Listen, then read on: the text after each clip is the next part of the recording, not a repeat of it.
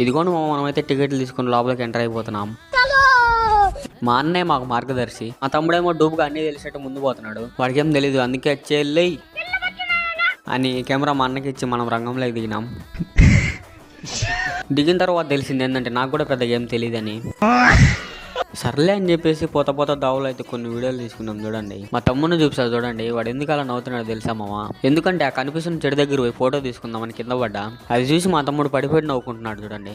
మీరు జోకులు వేసుకోవడానికి నవ్వుకోవడానికి నాలంటి వాడు కావాలి అంతే. ఇటాడు తమ్ముడు మీకు కూడా ఉంటే ట్యాగ్ చేయండి మామ. మనమేం తక్కువ ఫోటో తీస్తారా అని చెప్పి వీడియో తీసిన.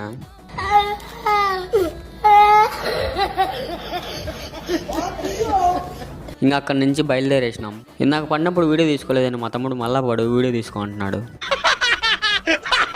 ఇదే మామ మేము పోయే రూటు. మొత్తానికి వ్యూ పాయింట్ చేరుకున్నాం మామ, చూసేయండి.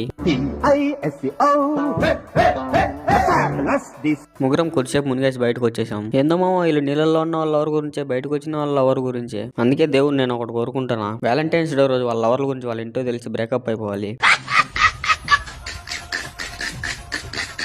ఈ వీడియో ఇంకా అయిపోలేదేమో, కానీ ఈ వీడియోకి ఇంతే. అంతవరకు బాయ్.